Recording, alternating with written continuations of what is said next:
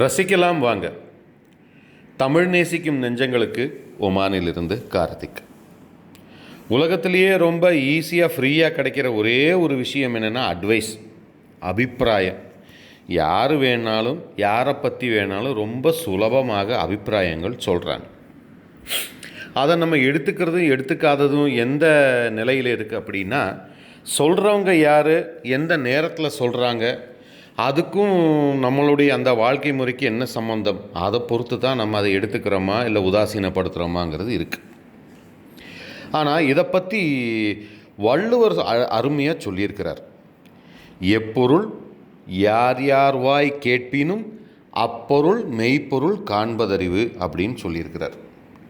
இதை ஏன் நம்ம சொல்கிறோம் அப்படின்னா, the god of cricket Sachin Tendulkar, அவருக்கு மேலே இது வரைக்கும் கிரிக்கெட்டில் சாதித்தவங்க யாருமே கிடையாது. அப்படி ஒரு முறை சென்னையில் அவர் ஒரு டெஸ்ட் மேட்ச் விளையாடுறாரு. தாஜ் கொரமாண்டல் ஹோட்டலில் தங்கியிருக்கிறார். அப்போது முதல் நாள் டெஸ்ட் மேட்ச் முடித்து அவர் ரூமுக்கு வரும்பொழுது ஒரு காஃபி ஆர்டர் பண்ணுறார்.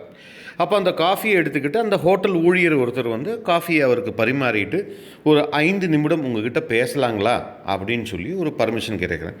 சொல்லுங்கள் அப்படின்னு இவர் சொல்லும் பொழுது, இல்லை ஒரு முறையும் நீங்கள் எல்போ கார்ட், அதாவது நம்ம கை முட்டியை பாதுகாக்கிறதுக்குன்னு ஒரு கவசம் போடுவோம். அந்த எல்போ கார்டு போடும்போதெல்லாம் உங்களுடைய பேட் பிடிக்கிற அந்த விதம் மாறிடுதுங்க, நீங்கள் கவனிச்சிருக்கிறீங்களா அப்படின்னு அவர் கேட்டிருக்கார். அப்போ தான் சச்சின் டெண்டுல்கருக்கு மிகப்பெரிய ஆச்சரியம்.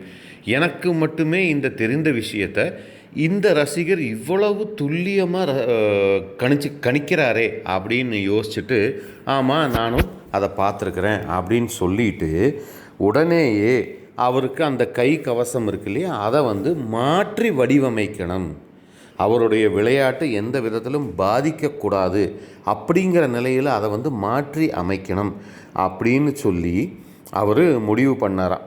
இதை அவர் ஒரு நேர்காணலில் அவரே சொல்லியிருக்கிறார். அப்போ இதில் என்ன அர்த்தம் அப்படின்னா, நமக்கு சொல்கிறவங்க யாரோ எதுவோ அவங்க நிலை என்ன அப்படிங்கிறதெல்லாம் பார்க்காம, அவங்க சொல்லக்கூடிய விஷயம் நமக்கு பயன்படுமா பயன்படாதா அதை மட்டும் எடுத்துக்கிட்டு நம்ம செயல்பட்டோம் அப்படின்னா நம்ம வாழ்க்கை மிக சிறப்பாக இருக்கும். செய்ய முயற்சிப்போமா?